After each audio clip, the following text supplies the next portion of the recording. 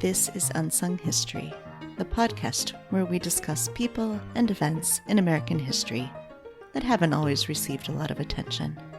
I'm your host, Kelly Therese Pollock. I'll start each episode with a brief introduction to the topic, and then talk to someone who knows a lot more than I do.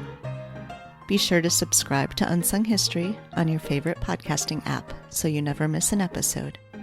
And please, tell your friends, family, neighbors, colleagues, maybe even strangers to listen to.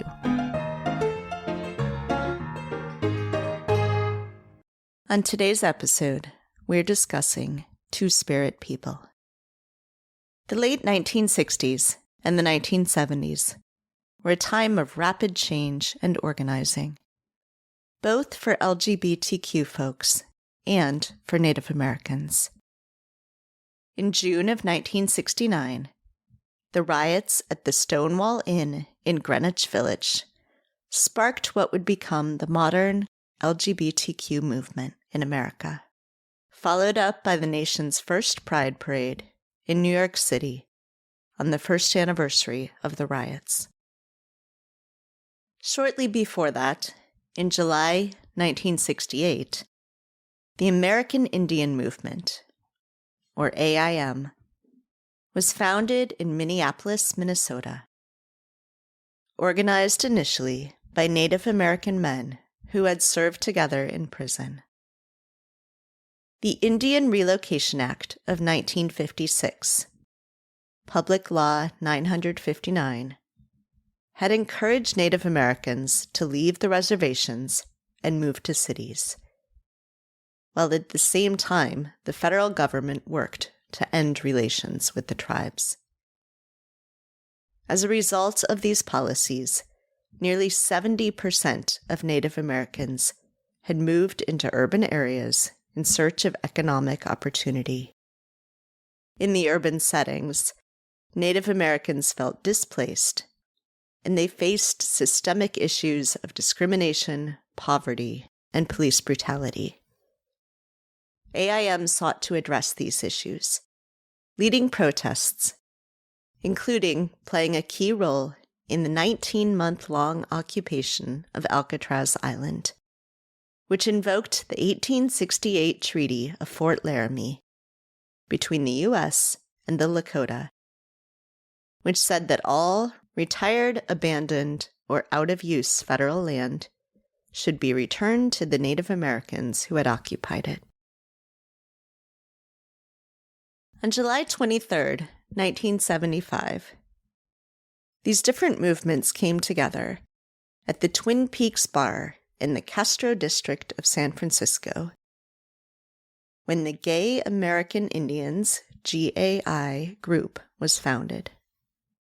Co-founders Barbara Cameron and Randy Burns, along with 3 others, started the organization that grew to 150 members by the end of the year. Queer organizing among Native Americans continued, and in the summer of 1990, a group of Native Americans gathered in Winnipeg, Manitoba, for the 3rd annual Native American First Nations Gay and Lesbian Conference. Their planned topics for discussion included chemical dependency, AIDS, coming out, and relationships. The conference would change history. It was at that gathering that the term TwoSpirit was established.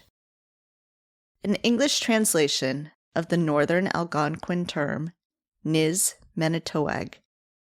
TwoSpirit describes masculine and feminine qualities within a single person. As a pan-tribal term, TwoSpirit connected organizers across different Native nations, and it also helped them rediscover the traditional terminology used in their own cultural history. Before colonization, many Native nations recognized more than 2 genders, sometimes many more. As an example, Diné, or Navajo culture, recognized 5 genders: women, men, masculine female, feminine male, and niizh. As today's guest, Gregory Smithers, writes, quote, "The niizh had prominent roles in DNA origin narratives. As the first children possessing both male and female spirits, with their industriousness, they protected DNA drinking water, built dwellings, and prepared food for the community." Unquote. The niizh, just like the Wintke among the Lakota Sioux, or the Lamana among the Zuni, are not just gender queer. The tribal members of these genders often also hold important ceremonial roles in the tribes. For instance, Wiwa, the most famous of the Zuni Lamana, was an important cultural ambassador for the Zuni, helping to educate anthropologists, settlers, soldiers, and teachers about the Zuni culture and about Native Americans more broadly. During Wiwa's 1886 visit to Washington, D.C., they even met with President Grover Cleveland. Wiwa may have been celebrated, but for hundreds of years, the European colonizers of the Americans had dismissed, ignored, misgendered, and actively harmed and killed the Two-Spirit natives they found. Europeans, used to a strictly defined binary system of gender, employed the term berdache by the 18th century to describe the gender-fluid natives they met. Berdache, used by anthropologists to designate a Native American who assumes the dress, social status, and role of the opposite sex, originated from the Arabic word bardaj, meaning slave or kept boy, and was used judgmentally by the Europeans to signify deviance. When the Native American First Nations Gay and Lesbian Conference chose the term Two-Spirit in 1990, it was a rejection of the harmful and offensive berdache and a reclaiming of the important role of Two-Spirit people in their cultures. It is important to note that Two-Spirit is a pan-indigenous term, not one that is meant to be used by non-natives. As Tony Enos wrote in Indian Country Today in 2018, quote, "Two-Spirit is a role that existed in a Native American, First Nations, indigenous tribe for genderqueer, gender-fluid, and gender non-conforming tribal members. If you don't have a tribe, you can't claim that role." Unquote. To help us learn more about Two-Spirit people is Dr. Gregory Smithers, professor of American history at Virginia Commonwealth University and author of the new book, Reclaiming Two Spirits: Sexuality, Spiritual Renewal, and Sovereignty in Native America. Hi, Greg. Thanks so much for joining me today. Hey, thank you for having me. Yeah, this was a just fascinating book to read, and I'm excited to get into it and to ask you a bunch of questions. So I want to start just by asking, you've written a lot of books. What made you want to write this one? How did this come to be your focus? So this book came about back when I was in graduate school, actually. So back in the early aughts, I was researching other stuff, obviously, at the time, but this was in the background because I was meeting people in San Francisco. I was doing graduate school, went to graduate school in California and began to meet people in San Francisco who were part of the Cherokee Nation. They were Cherokee Nation citizens, but they were also Two-Spirit people. And in the course of those conversations, what came out was this, not necessarily disenchantment, but sort of a disquiet about the state of historical knowledge about Two-Spirit people, sort of at a pan-Indian level, but also at a sort of specific tribal level as well. There had been older anthropological work done in the 70s, 80s, into the early 90s, and literary scholarship at the time, the early 2000s, was just beginning to sort of grapple with this, and it's sort of exploded and become really the leading force of Two-Spirit scholarship since then. But historians tended to shy away from this topic. And I remember thinking at the time, I mean, that made me really uncomfortable that historians would shy away from something so important to living traditions and cultures in North America. And so I started to do some digging and talking to other historians who would say to me, well, part of the problem is there's no evidence. There are no sources there to talk about this history, to narrate this history. And rather than taking that at face value, I saw that as a challenge to find the evidence. And so that's what I did. I sort of embarked on this journey, researching other projects, but at the same time, I was always researching this book as well in the background. And I said to someone recently that I couldn't have written the book that I did with all of the different types of sources that helped to inform the narrative if I had written it in, say, 2010, because I was still working through the archives in different languages and in different nation states, talking to different groups within Native American communities. So it took that time to build that familiarity with the archives and to build those relationships with people in Two-Spirit communities throughout North America. So that's kind of how it came about. So the fact that it seems like it's got decades worth of research is accurate then. It is. Yeah, it was the key thread, I would say, that runs through a lot of my work is to address histories that other historians have either historically shied away from because of a concern about a dearth of evidence, and or topics that are really important in indigenous histories throughout North America. And my work also engages with Southwest Pacific histories as well, to engage with histories that help communities reconnect with culture and to give them sort of a base, to help to provide a base for renewing and reclaiming cultures in the 21st century.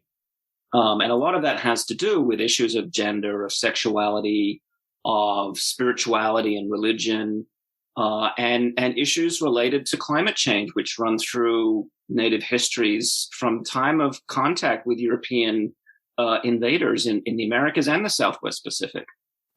So let's talk some about sources then. And this is, as you mentioned, other historians had said there's a dearth of sources.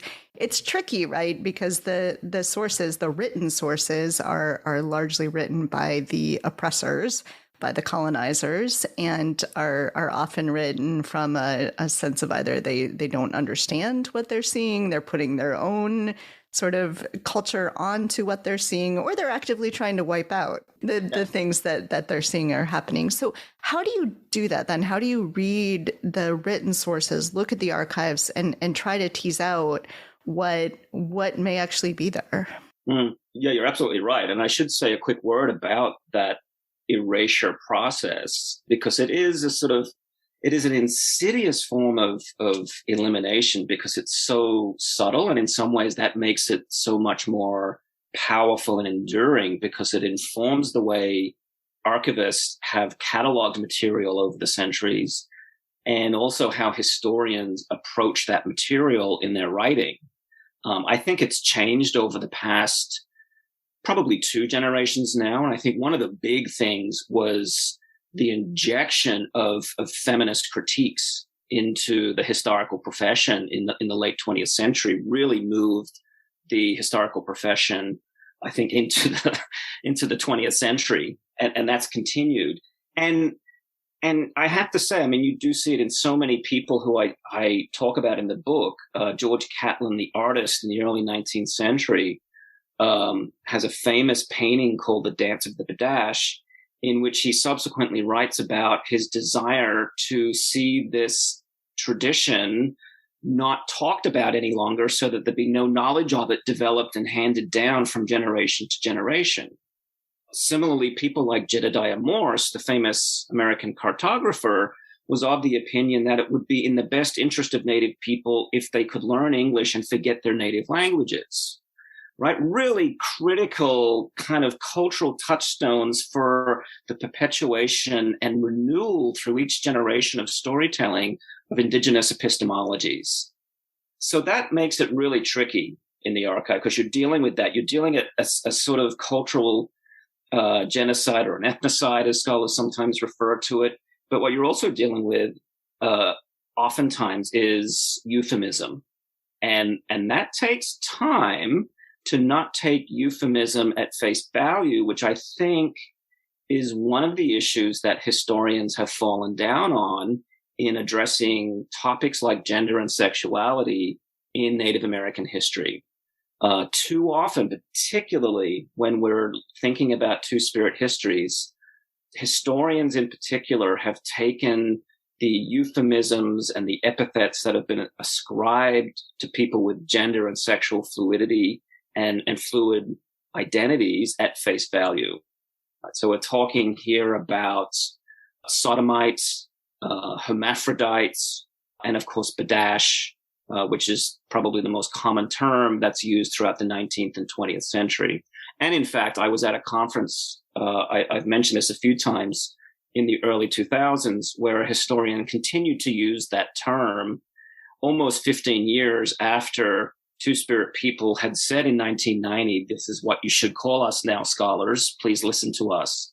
So it takes time. And that's why I thought it was really important when I first thought, one day I want to write this book, to take the time to deconstruct and sort of disassemble what the colonizers were saying. I thought that was important. And it's important, I think, for a couple of reasons. One is to get past their prejudices and critique them for what they were within their context.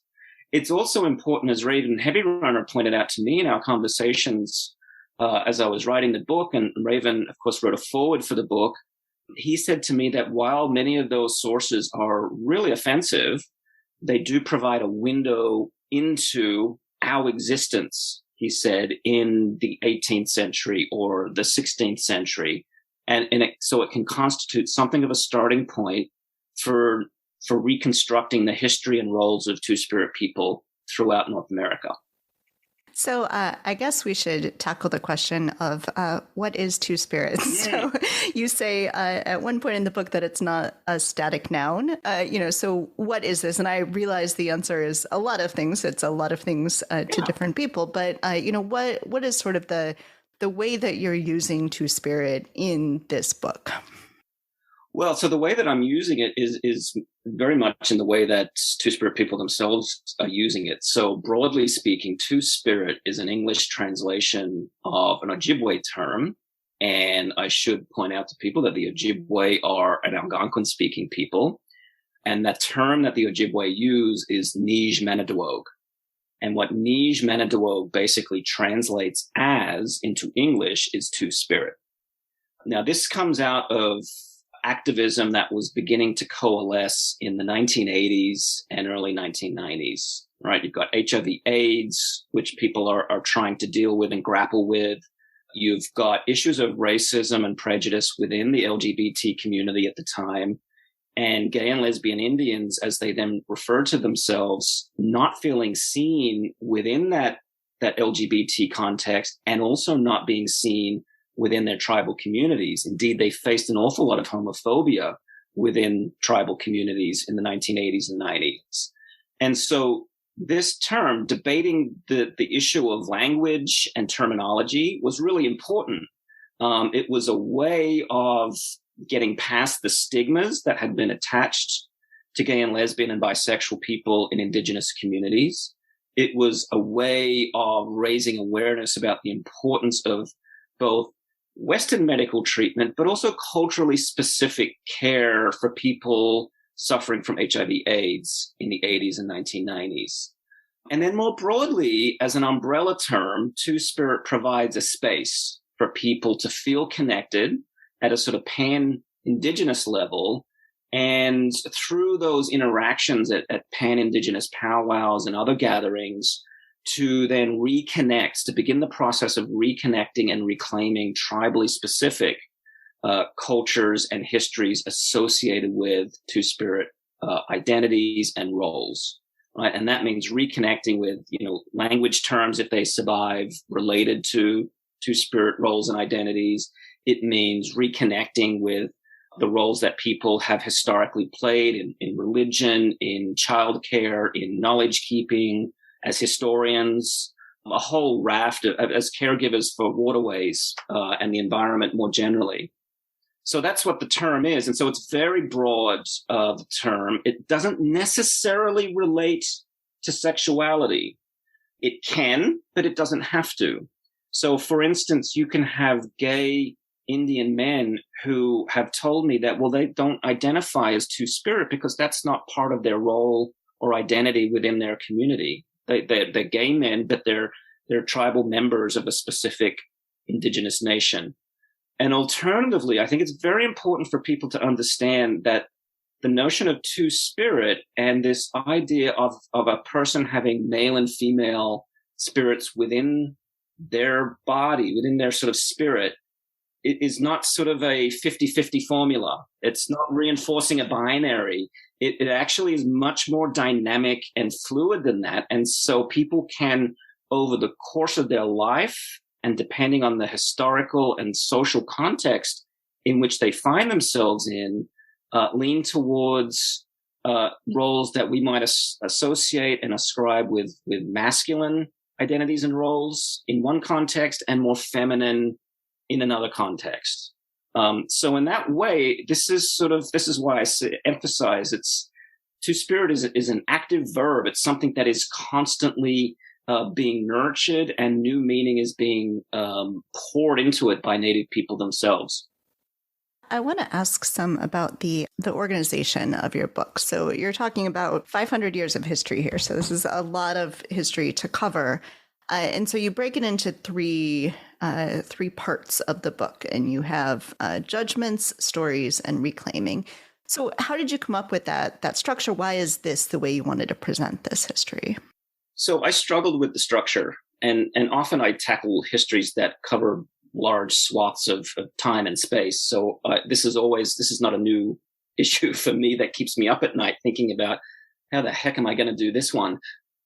So this was in large part through the conversations I was having with Two-Spirit elders and community members, was thinking through the process of how might a book that doesn't just appeal to 12 experts in the field, that can be read more broadly than that, how best to structure a book like that can appeal to both scholars and a wider readership as well. So it involves consultation with, rather than simply writing about and imposing a narrative on, Two-Spirit people. So that's how it came about. And the reason that I picked that structure was particularly elders who I spoke to thought it was very important that the historical traumas that were directed towards Two-Spirit ancestors, particularly in the 15 and 1600s, were not forgotten. That they are parts of what is sometimes referred to as the blood memory that runs through Native American communities. Because I was worried about that, I must confess. I was worried that that would simply reify the perception that if I emphasized too much the violence and the psychological traumas that were imposed on Native communities, that it would reify an image of Native America as this site of victimization. And they're like, no, this stuff has to be included in there because it's part of our history, and it helps to understand why we're continuing the type of work that we're doing today. So it structures then the work of reclaiming. It also structures the historical consciousness that not only Two-Spirit people have, but Native people more generally have of the United States and Canada and settler colonialism in general. So that's a long way of saying that it was in consultation with Two-Spirit people that I decided to structure the book in sort of a roughly chronological and thematic way, so that I sort of walk people through the building blocks of how we get to where we're at today. And hopefully it works and can lead to future scholarship and writing of a variety of genres. Yeah, so let's talk some about this collaboration with Two-Spirit People, because it ends up being maybe not just a history, a sort of traditional history, but has methodology that feels more like sociology or anthropology at times. So is this something that you've done in other work? What does that process look like for you? It is, yeah. I mean, I've never felt entirely comfortable writing linear narratives. I've always been interested in, okay, how do people understand a certain event or an idea or, their relationships at a specific moment in time, right? There's one layer to the things that I'm interested in. How do they understand things at that time in their own words? And then I'm also interested in layering on top of that, well, how do people subsequent to that event or the coining of that idea or whatever it is, how do they make sense of it?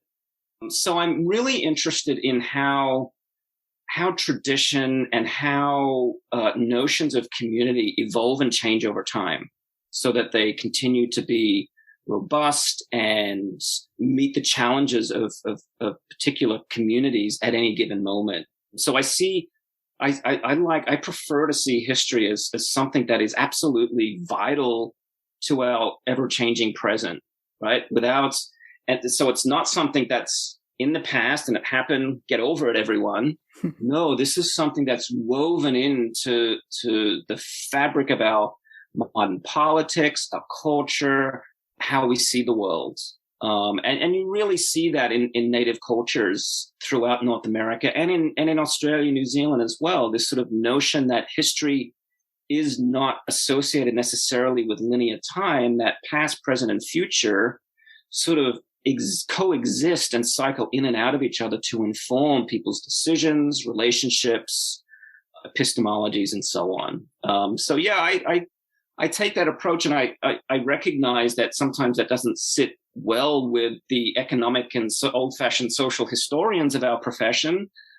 But given I'm interested in Indigenous communities and history and working with those communities and their histories, I see it as ethically my responsibility to do history that way, and also a way of contributing to conversations that center Indigenous people in our histories more broadly.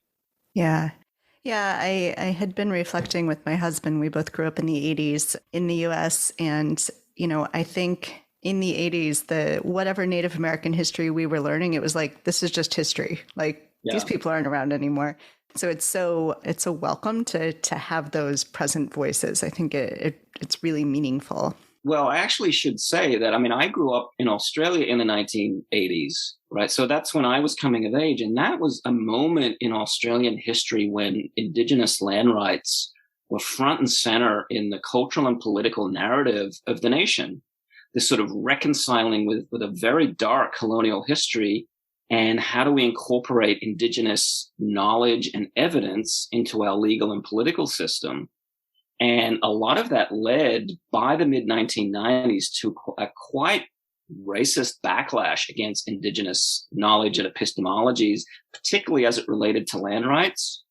But for people like me, I was of that generation where I saw this as kind of a colonial form of bullying in the late 20th century, and how can we more productively and adequately integrate knowledge that is so vital to the being of Aboriginal Australians. And so that context has sort of propelled me to, on the journey that I began and where I continue to go on today. Yeah. So we should talk about some of the sort of individual examples that you bring up in the book. And of course, you say rightly, Native Americans are not a monolith. This is not just like one group of people. But could you maybe talk through some of the ways that that historically in some of the Indigenous nations, that these people who were whatever we want to say now, we would say Two-Spirit, but gender fluid, gender queer, the kind of roles that they had in their communities, what that sort of looked like? Yeah. It does, yeah. That's right. Native America is not a monolith in any respect whatsoever, and it is the case that gender fluid roles and sexuality is similarly very diverse throughout Native America. That was the case in the 16th century, and it's still the case today. There are a number of examples of for example, the Dene people, in the Navajo Nation. There are 5 gender identities and roles that the Dene anthropologist Wesley Thomas has identified, and one of those is niizh. And the niizh are those who took on many roles traditionally in Navajo communities: caregivers, people who took care of the elderly and or children, and had specialized knowledge that ensured the well-being of the most vulnerable in their society. These are roles that, again, weren't necessarily tied to their sexuality in the way that we might associate with LGBT politics more broadly since the 1960s and 70s. This is very much about being an integral part of kinship communities and playing a role that helps to knit communities together. There are other examples. For example, the Zuni Lahamina Wiwa is probably the most famous example that people often point to. Wiwa was an extraordinary diplomat who brought people together, had for the time, roughly 6 foot tall, quite a large person, so much taller than the average American, native or otherwise at the time.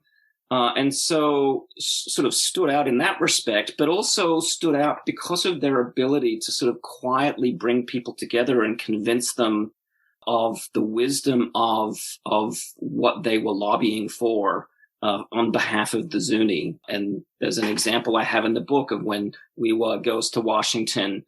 It should be a name of a movie, when Wiwa goes to Washington. And convinces the president of the importance of removing a particular Indian agent because they're so abusive. There are other examples too of change over time. So we see, for example, there's stories from the Pacific Northwest of people's identities who have historically been gender fluid, but because of decades and by the 18th century, centuries of contact with Russian, French, English, and later American colonizers, that their gender fluid position and roles within those communities have become tenuous, right? And so those communities for moments in time have internalized the dominant Christian ethos and homophobia of settler colonial culture. And there are numerous examples of that I talk about in the book. So it varies, as you rightly say, depending on tribal community and the time in which we're at in a particular history and exposure to settler colonialism, Christian missionaries, fur traders, a whole range of external forces. Yeah. So I think we've sort of started to talk through this a little bit in your collaboration with the TwoSpirit People, but I wonder if you could reflect, as I'm sure you have done a lot, as writing as a cis white Australian man, what that means and what that has meant in your relationships with the TwoSpirit People and their willingness to talk to you, like how you approach that as a historian. It's so funny, because I still write about Australia and Australian history and the history of racism in Australia, and I often get emails from Australians saying, "Well, you left, don't you dare talk about us." And then I get, you get messages from white people over here who are very upset that you're writing something negative about their community in their minds. And they're like, well, we want to deport you back to Australia. So there's no winning in this thing. Look, I'm very open to answer your question. I'm very open and honest about where I've come from, what my influences have been, and what my intent is in doing the type of history that I do. And I was very clear about that when I approached people to talk to me for the book. I gave them a brief bio and said, if you want more, I'm happy to provide it. And some people did. I think being open and honest in that way and not pretending to be something that you're not is vitally important to building trusting relationships where you can be, in the language of our time, a good ally, but do something practical about it. I'm a historian, I'm a writer. That's the contribution that I can make to raising visibility and awareness about issues that I know are important to Two-Spirit people and Native communities generally, but which I also think as a professional historian should be important to the historical profession. So that's a way of saying that I do think it's important to be open, and you can only work with communities other than where you've come from if you do have that openness about you, so that you can build that trust. The other thing I would say about this is that I found that because of my outsider status, coming from Australia, all of that stuff, although I am a US citizen now, which my family's not happy about, but anyway, I did find that people didn't assume knowledge on my part. And so that meant people were much clearer and tended to explain things to me in much more detailed way than if I was a member of, say, the Navajo Nation, or the Muskogee Nation, or the Cherokee Nation, or whichever tribal nation it happened to be. There wasn't an assumption of knowledge. And I found that to be really interesting. I've seen other oral historians talk about this, that if you build that trust with people and you're open and honest with them, that can happen. That sort of relationship where that deeper dive into history and culture can occur with that trust that's built. And I think it helps too. I think this is the final thing I'll say about this. It helps too that I have something of a track record now of doing this type of work. So people, I'm easy to find on the internet. And so people can look at the type of work that I do and decide whether or not they want to work with me on that basis also. Yeah. So how can listeners get this book? Well, you can go to your fabulous local independent bookstore and pick up a copy. You can visit the Beacon website, and any reputable bookstore in this fine country of ours should have a copy of it. And if they don't, I'm sure they'll be able to order a copy for you. Excellent. I'll put a link in the show notes as well so people can find it there. Greg, thank you so much for speaking with me today and for writing this book. I learned so much. And like I said, it's 500 years of history. So everybody's going to learn something in here, I promise you. And some unexpected people show up in the book, like Barack Obama, Jane Fonda. So, watch out for that as well. Yeah, thank you. And Anthony Fauci's in there too. So, yes, that's right. Yeah. So it's a history, as someone said after the 1990 powwow where the term Two-Spirit was adopted, sort of came out sort of ebullient and excited about the possibilities of the future. And they said to a journalist, "We are everywhere." And that is really the case, as you can see, with people like Obama and Jane Fonda running through the narrative. So yeah. Two-Spirit people are everywhere. Excellent. Well, thank you. Thank you. Thanks for listening to Unsung History. You can find the sources used for this episode at unsunghistorypodcast.com. To the best of our knowledge, all audio and images used by Unsung History are in the public domain or are used with permission. You can find us on Twitter or Instagram at unsung__history or on Facebook at Unsung History Podcast. To contact us with questions or episode suggestions, please email Kelly at unsunghistorypodcast.com. If you enjoyed this podcast, please rate and review and tell your friends.